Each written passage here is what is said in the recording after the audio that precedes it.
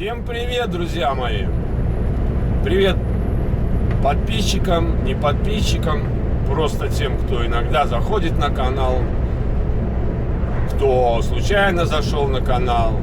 Напомню, канал Филимоныч Дальнобой рассказывает о наших буднях, о буднях дальнобойщиков. Вернее, рассказывает не канал, а рассказываю я. Я никого ничему не учу, я просто рассказываю о наших повседневных буднях. Что хочу сказать для тех, кто не смотрел мой стрим, который был вчера, где я рассказал вообще, что, как и где я и почему я. Повторюсь. Итак, друзья мои, вы в курсе, что я работал в последнее время на фирме, через фирму FME. Это такая польская компания, которая работает с несколькими компаниями. Например, я знаю, одна компания в Бельгии есть, там у меня знакомый работает по моей рекомендации. Вторая — это Fix Transporter, по-моему. Это тоже в Голландии. Там я работал, и Витек там работал. И третья компания, которую я знаю, это Ситранс, где я работал последние 2 каденции и занимался перевозками контейнеров. Работа обалденная, все отлично, мне все устраивало. Но устраивало меня, в какой-то момент не устраивало руководство. Не руководство, хотя я не знаю, не руководство Ситранса, Эрика, в частности. Поскольку до этого у меня все было хорошо, никаких нареканий с его стороны, никаких намеков не было. Но случилась такая ситуация, о которой я говорил на канале, можете поискать, там, где контейнер обнаружился с разломанным дном. И этот, как бы, косячок для руководства надо мной висел как этот груз ответственности, да, моего косяка, грубо говоря. И я это все время чувствовал, что что-то не так. Но могу рассказать предысторию. Поскольку у меня есть алгоритм действий при приемке контейнеров, то есть подъехал, положили тебе контейнер, отъехал и пошел по кругу. Как я делал? Брал с собой фотоаппарат, смартфон, да, и осматривал контейнер снаружи, снутри открывал дверь, заходил в контейнер, осматривал крышу, дно, на дыры, на поломки, на все дела. После этого я слезал с контейнера, фотографировал зад контейнера. Потом я, кстати, стал фотографировать и внутреннее состояние контейнера, перед и зад. Закрывал контейнер, повторюсь, фотографировал его, либо не фотографировал, обходил с другой стороны, шел, брал молоток, ставил все стопора, которые 4 стопора, 2 спереди, 2 сзади, забивал молотком. После этого, если я до этого не сфотографировал, то фотографировал дверь, чтобы было видно номер прицепа и тоннаж. Вот. И отправлял эту фотографию в планинг, так скажем. Это мой алгоритм действий. В тот злополучный день я сделал, я уверен, на 200% все то же самое.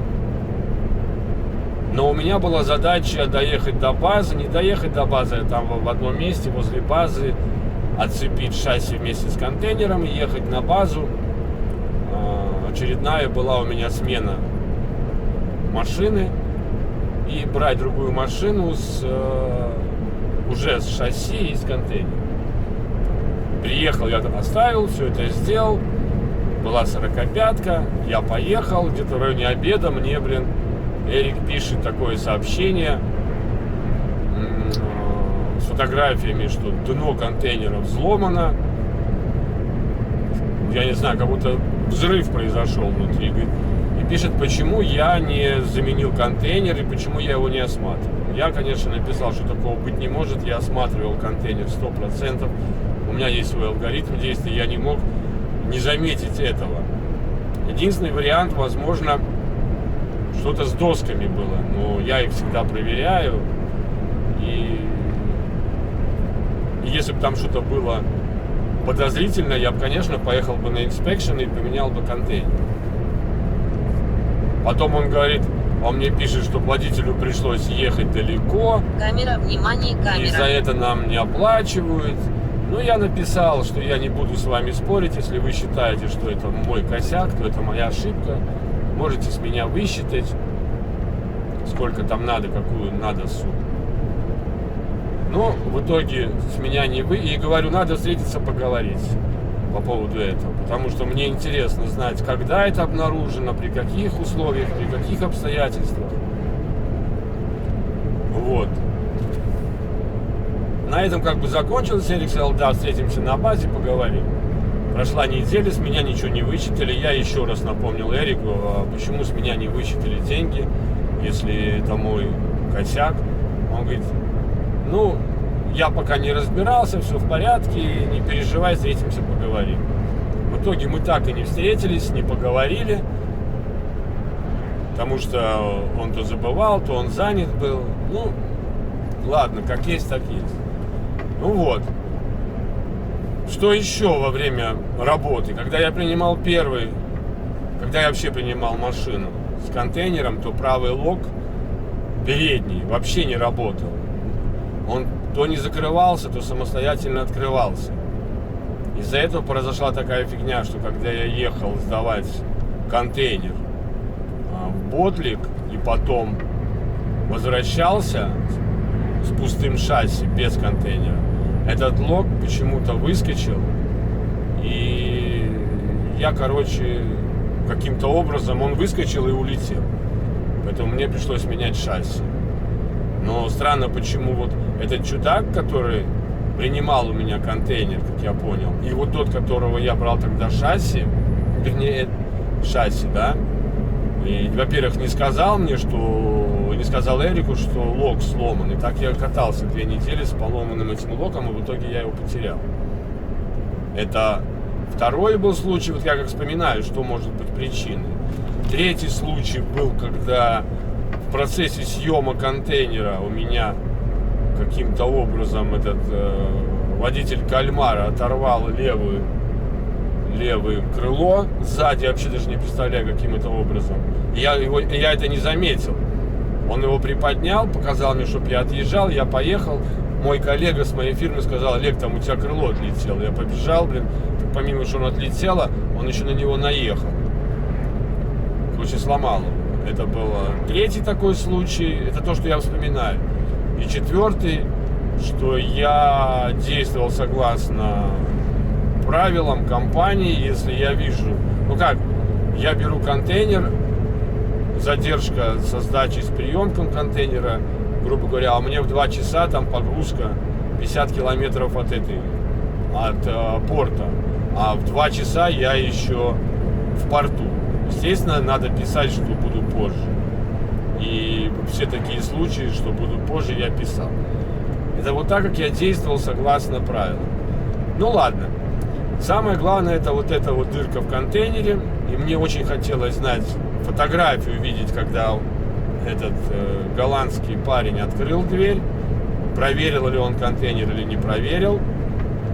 Либо он сделал фотографию уже на погрузке, когда каким-то образом сломалось дно.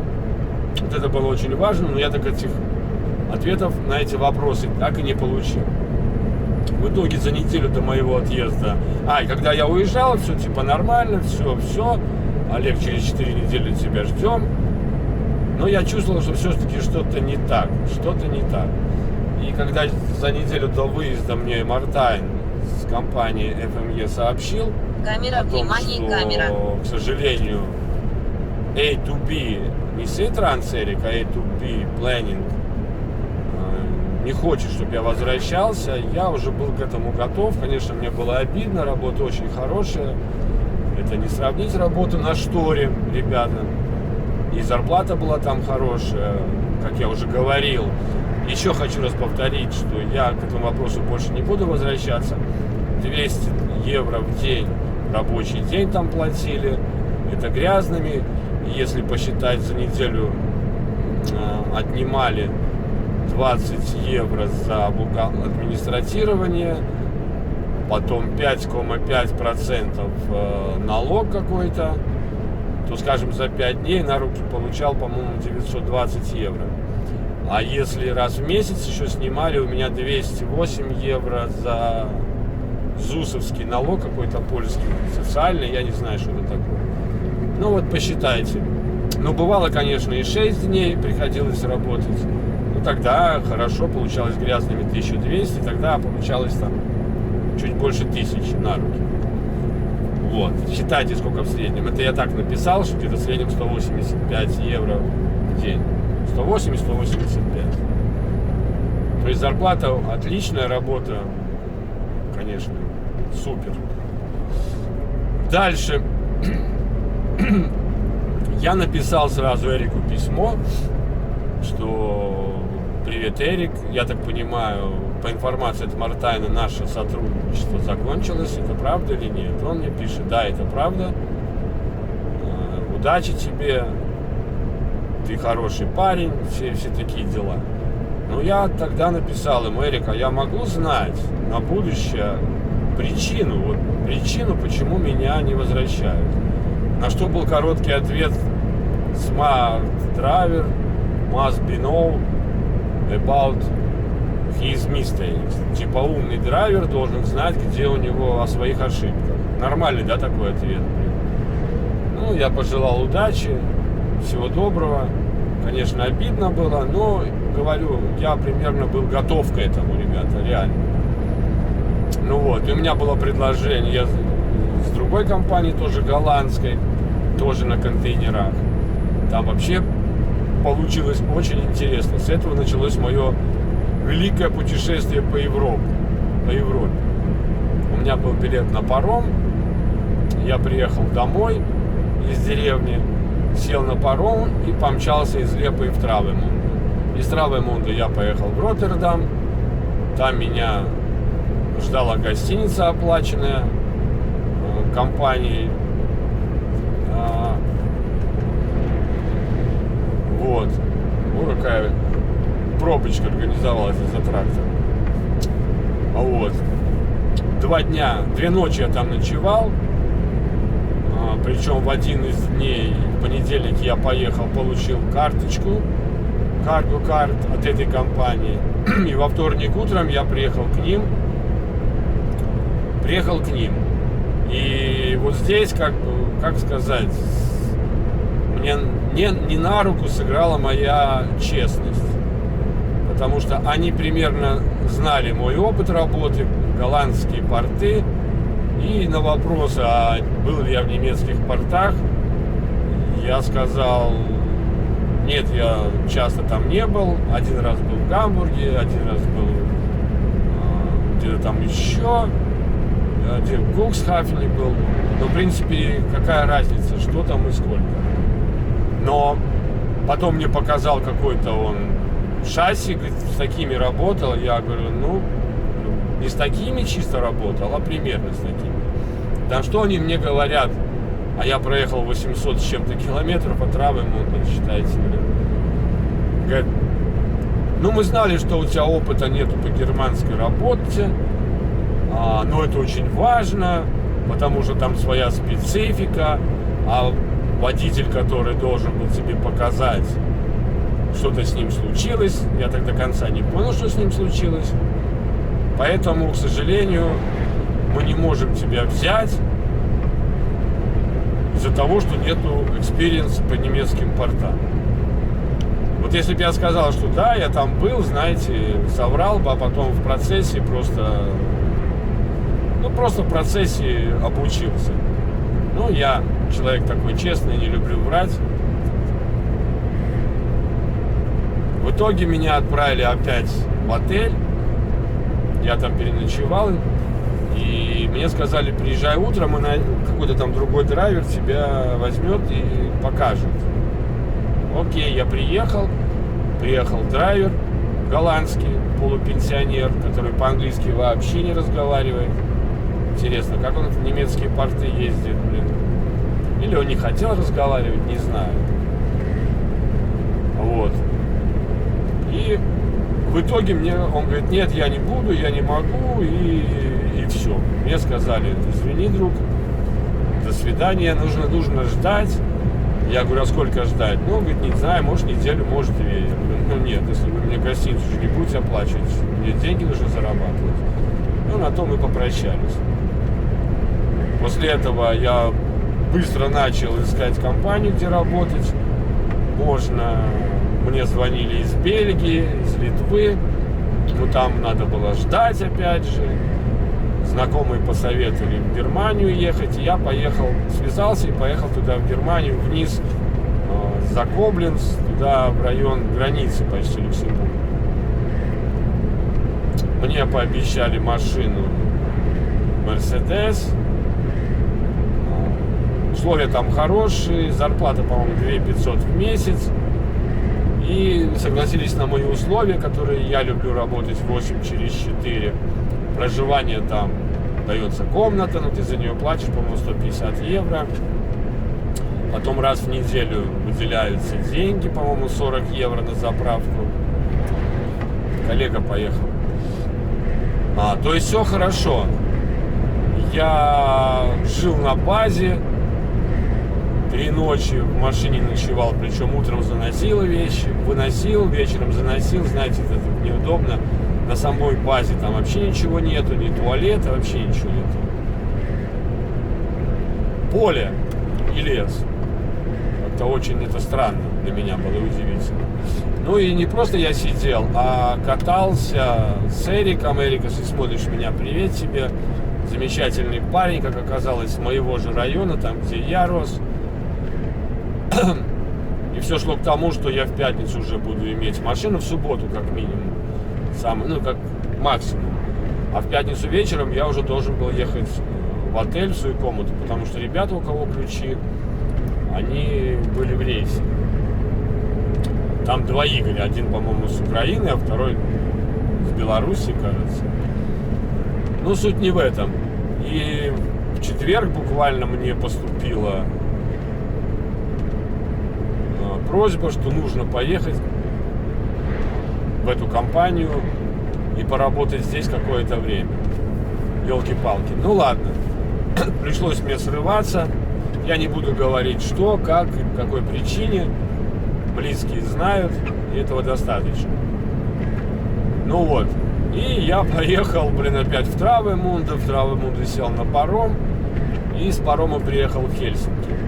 С Хельсинки еще там до базы Ахала 150 километров, кажется. Вот. И так я оказался на базе Ахала. И работаю уже, ребята, на больших машинах. На больших машинах она, грубо говоря, длинномере, что ли, хотя кто-то говорит 25 метров это не длинномер, длинномер это 32 метра, но суть не в этом. Суть в том, что, будучи на пароме, я вдруг получил сообщение от Лешки, который работает здесь. Говорит, а ты знаешь, на какую машину ты едешь? Я говорю, как на какую? На полуприцеп. Он говорит, не факт. Позвони, узнай. Я звоню, и мне говорят, что я иду на длинномер. Зашибись. Вот это был шок для меня. Офигенный шок. Ну ладно, приехал. Да, действительно длинномер. Ну, будем называть длинномером. Хотя, может быть, кого-то это коробит. База Ахала в Нантале. Прекрасная, там мне очень понравилось, большая. Все замечательно, и туалеты, и душевые, и стиралки, все это есть. И заправка рядом, и мойка рядом. На самой базе рядом все. Замечательно. Но вот этот длинномер, эта работа, я никогда же не работал, я даже не учился на прицепе. Я сразу учился на фуре в автошколе, и сдавал экзамен на фуре в Елгаве. То есть для меня этот стресс еще даже он сейчас присутствует. Этот стресс. Ну ладно, принял машину, на неделю мне дали машину одну, и потом сказали, через неделю я перейду на другую машину, и если я остаюсь в этой компании, то она будет закреплена за мной. Вот. Но я еще не сказал да и нет, потому что для меня это стресс большой, помимо того, что новая компания, в которой я не работаю, все эти организационные вещи для меня впервой, поэтому посмотрим, как пойдет. Ну, ребята там все нормальные, говорят, да не переживай, это все нормально, все когда-то начинаются, 40-20 минут позора, и потом смотришь, ты научишься, на одну рампу не заедешь, помогут на вторую, а потом все пойдет нормально.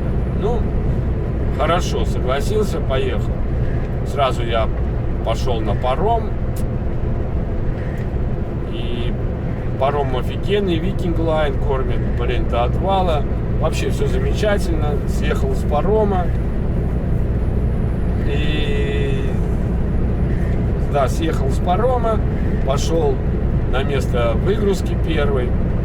Конечно, она там была закрыта, потому что был вечер. И я поехал искать паркинг плейс. Хотя мог стать там рядом. Ну, надо было просто развернуться и встать там прямо на дороге. Но я посмотрел что-то по гуглу, что там есть место, где можно постоять, и даже можно будет развернуться. Все дела. Поехал, и мама дорогая, а там, блин, тупик. Место для разворота есть, но не для такой машины. Вот. И у меня там еще оставалось 2,5 часа до завершения смены. Ну, думал, заеду на этот паркинг. Пофиг, что там легковые машины стоят. Есть вариант заехать, потом задом сдать назад и выехать. Ну, и я решил так сделать. Ребята, я, блин, 1,5 часа выезжал задом. Я плювался. Там темно, во-первых. Я не понимаю, почему машина уходит то вправо, то влево. Причем не просто хвост уходит, а уходит вся эта платформа, на которой стоит прицеп. А система у меня, хочу сказать, какого плана. Есть два типа этих машин на этой фирме Ахова. Тайсперы и линки. Отличие такое, что линк — это, грубо говоря, два полуприцепа, и всегда есть возможность отцепить один, взять второй и потом поменяться местами, причем ты будешь заезжать оба раза как на фуре, да, только один прицеп будет короче другого. А в Тайспере, вот в котором я работаю, такой возможности нет. То есть, если нет возможности заехать, будешь мучиться по-любому. Потому что если груз в прицепе, значит он в прицепе. Нельзя отцепить фургон, блин, и подцепить полуприцеп. Вот. А я не вижу, еще не понимаю. И вот эта вот вся фигня, где седло становится параллельно, я так перенервничал, честно вот скажу, перенервничал, ругался, плевался. Мне еще пошли звонки от босса, звонит. Сначала позвонил, я ему объяснил ситуацию, говорит, ну пытайся. А потом начинает звонить, писать. Из дома звонят, друзья звонят. Ну блин, все не вовремя. Потом уже на последний звонок босса я поднимаю трубку, говорю, знаешь что, я еду домой. Не получается у меня, я не понимаю, как и что, мне никто не показал. Вообще я даже попытался на базе поездить задом перед отъездом, но там, блин, темно, я вообще не вижу, что там, куда идет.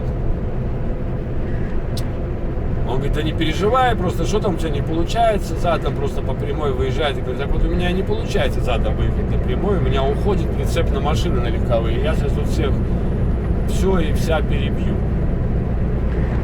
Я говорю, я хочу ехать домой, блин, ну нафиг, ну. Говорит, ну что за детский сад, ты приехал, ты знал, куда едешь. Я говорю, что значит я знал, куда я еду? Я знал, что я еду на полуприцеп, а не на этот длинный, блин. То есть, если бы мне сразу сказали, что на длинный, я бы просто не поехал. Меня пригласили на работу вот на обычную. Ладно, говорит, не переживай, питайся, только не забывай, что у тебя время скоро закончится, будешь на базе, мы там, я тебе покажу, как парковаться к рампе. Ну ладно, я походил, успокоился, и у меня получилось выехать. Выехал, встал на паркинг. Честно скажу, я уже хотел, вытащить карту, на ауте все этими делами заниматься, Ну, надо же как-то выходить из ситуации. Как он говорит, может быть, там до утра постоишь, а утром тебе помогут. Я говорю, а что мне помогут? Тут машины стоят. Может, сейчас выйдут люди, надо ему уезжать, а тут я такой деловой, езжу туда-сюда, не могу выехать. Ну ладно, короче, выехал, пережил эту ночь. На утро поехал, разгрузился, благо там все бортовые выгрузки были. Поехал на загрузку, и первая же загрузка у меня, надо подъехать к рампе. И скажу честно, пока я там пытался подъехать, на мою рампу стал коллега. Ёлки-палки. А сначала, который давали рампу, он изначально было занято. Я не мог понять, ну как так? Ну, мне говорят, становись на другую. Ну, вот я пошел на другую, опять там коллега встал на мое место. Ёхайды, рядом. Места вроде много, ну и в итоге, как говорится, 40 минут позора. Просто проходил коллега, говорит, давай я тебе помогу. Это нормально, все мы когда-то начинали, так что особо тут и нервничай, я тебе все покажу. Но он мне что показал? Он мне не сказал как. Он мне просто говорил, руль прямо, влево, там. Тут я уже просто сам уже вникал, как, зачем вот это делается, зачем вот это делается. Как бы так. Ну ладно, встал к рампе, отцепился, встал, загрузился и уехал. Теперь я могу сказать, что, например, задом за это все время я вот каждую возможность пытаюсь поехать задом, если у меня есть время, хоть 20 метров, хоть 10 метров, ну, тренируюсь ехать задом. Ну, вроде как бы уже понял систему, как и что, чтобы машина шла по возможности прямо. Но после этого я скажу вам, ребята, у меня стресс не прошел, как бы он в ожидании, потому что у меня это была единственная рампа. Могла быть еще одна рампа, но там получилось, что груз был у меня в машине, поэтому я отцепился на дороге и подъехал и выгрузился. Хотя я не знаю, как бы я заехал туда вовнутрь, потому что надо там заезжать через парковку, это был магазин. А там просто я не смог заехать, там машины стояли легковые. Я потом с трудом выехал оттуда, потому что какие-то машины уже забрали, и там одна машина и большой ящик мешал. Так началась моя эпопея, первая неделя, грубо говоря. Закончилась. Я приехал на базу, никто мне не показал, как к рампам ехать, у меня там тоже времени не было, надо было переезжать другую машину, мыть ту машину. Ну, все такие дела, которые, как говорится, я в Ситрансе привык делать. 3 машины за 8 недель поменять, это, конечно, что-то с чем-то. Вот. И отправился на 2-ю неделю. У меня в воскресенье был выезд в 6 утра, то есть совершенно не было времени, как планировалось. И я уехал, и вот завершилась 2-я неделя. Повторюсь, ни одной рампы у меня не было, то есть рампа для меня это еще стресс, и он впереди. Так что вот так, такова эта ситуация. Сегодня, на сегодняшний день я отстоял 45-ку в Финляндии. И теперь еду на паром, потому что мой паром перенесли с воскресенья 8 вечера на сегодняшний день, на понедельник 8 вечера. Оказалось, там утреннего парома нету. Я никак не успевал. Я в пятницу закончил в 11 часов. Мне нужно 2 часа ехать, причем до парома, причем надо еще заехать на заправку. И тогда только на паром. Никак я не успевал, об этом написал. И мне перенесли паром на понедельник 8 вечера. Что хочется отметить в этой компании, вообще в компании Ахла, кто работает, говорят, никто никого не гонит. Если нужно Но если вы видите, что вы не успеваете на паром, нужно просто сообщить самое позднее за час до парома, и вам его перенесут. То есть никаких проблем в этом нет. То же самое загрузка, выгрузка, никто не торопит, спокойно делаешь свое дело. Это большой плюс. Что еще я там хотел сказать по работе в этой компании? Ну, заработок здесь ниже, грубо говоря, в 2 раза.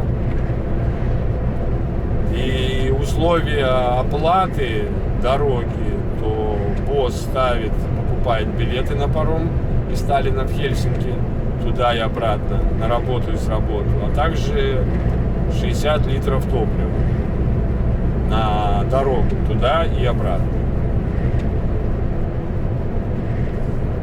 Работа в основном, в принципе, не в основном, она и есть. Финляндия, Швеция, очень часто паромы, как минимум 2 раза в неделю, бывает и 3 раза в неделю. Вот. Паромы хороший, переход где-то в районе 9 часов. Но вот этот паром, который сейчас еду, у него переход 3 часа из Финляндии в Швецию. Так что сейчас еду на заправку, заправляюсь по полной и выезжаю на паром. Становлюсь, наверное, на паузу, закрываю смену и жду паром, потому что паром в 8 часов вечера. Здесь по топливу ситуация такая интересная, правильная ситуация. Заезжать в Финляндию и Швецию нужно при максимально пустых баков, а выезжать при максимально полных баках. Причем, что AdBlue, что этот самый дизель. То есть все дела, полная заправка, так скажем. Ну, карты Швеции, Финляндии есть ссылки, на которых ты находишь эти заправки. Правда, они тормозят конкретно. И в Швеции брать надо по минимуму топлива. То есть я заправляю Швецию по 150, по 200, чтобы хватило ехать по Швеции на загрузку на следующую заправку. В Финляндии надо заправляться по максимуму, особенно если ты выезжаешь с базы, там вообще по полной заправляться. Это все, что хотелось мне сказать о компании Ахо. Но, еще хочу добавить, что интересно работать в этой компании. В основном наши латвийские водители едут в Эстонию вот на эту компанию работать, причем компании разные. Как я понял, Ахала — это логистика, имеющая свой парк, автопарк. Ну, скажем, 200 машин. Причем разного плана. С прицепами и просто полуприцепы. И, кстати, разница между прицепом и полуприцепом. Полуприцепы ходят наверх и ходят на Норвегию. А с прицепами на Норвегию не ходят. То есть цепей у нас нет, у нас есть специально какие-то там, где-то надо будет посмотреть, покрывала цепные. Ну, надо еще посмотреть, потому что для этого уже, чтобы нормальная погода, стоять на 45-ке и разобраться с бомболюком. Сейчас я стоял в таком месте, что я даже не мог нормально открыть бомболюк, чтобы там разобраться, что там и есть. Очень тесно было. Так вот, у Ахала есть свой автопарк. Но этот автопарк распределен между компаниями. Очень большое количество именно эстонских компаний, которые зарегистрированы в Эстонии. И, кстати, по зарплате, да, налоги я плачу эстонские. Вот из-за этого как раз. А там, по-моему, налоги платятся с 1200 евро. Но для этого нужно оформить ID-номер свой в эстонском посольстве. Так вот, например, появляются желающие, работающие на Ахале здесь, открыть себе компанию и взять в аренду машину. Он идет на переговоры с этой компанией, и ему выделяют, сколько ему надо машин. 3-5 машин. Тогда он набирает себе водителей и начинает работать, выплачивая им зарплату, которую ему переводит Ахал. Ну, сами понимаете, бизнес есть бизнес, составляя какой-то там процент себе. Поэтому, работая на Ахал, ты не знаешь, что я работаю на финскую компанию, я работаю на эстонскую компанию, которая арендует машины в компании Ахал. Это коротко. То есть любой может открыть, желающий и работающий, понимающий, что и как, компанию и договориться, чтобы ему выделили там 2, 3, 5, 11 машин. Там уже в зависимости, как у него пойдут дела. Это так коротко. Вот. На сегодняшняя тема моего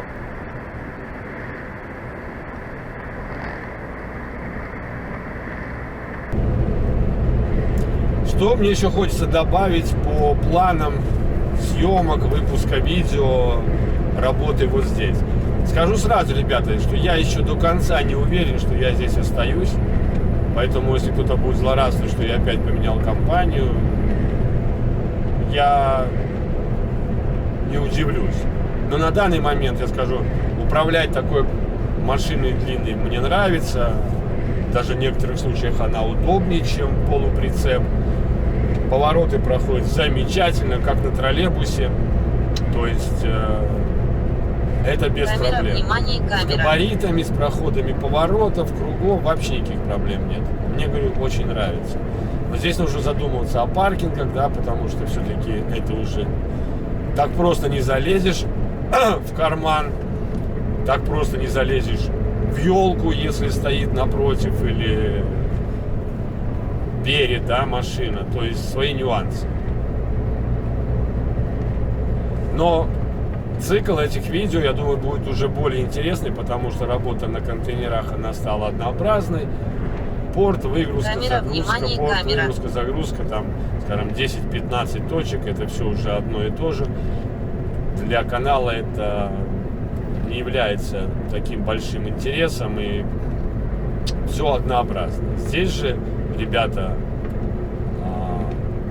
будет много иначе, будет много новых мест, много нового пейзажа, много интересных,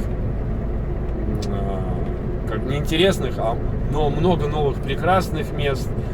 И по возможности я даже буду здесь снимать и погрузку, и выгрузку. Вот коллега едет. И погрузку, и выгрузку, и еще всякие дела. И, кстати, как я говорил раньше, кто только начинал смотреть мой канал, когда я еще работал в Хейстеркампе, мне очень нравилась Швеция, Финляндия я не был. Швеция, Дания, Франция, это были мои две, Голландия, да, тоже, две мои, вот это были мои, как бы, любимые страны. Потом к ним там еще прибавилась Испания.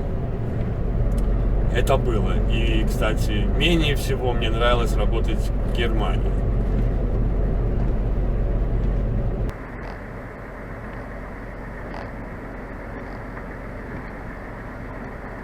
И, как обычно, берегите себя, своих родных и близких, и все будет чики-пуки.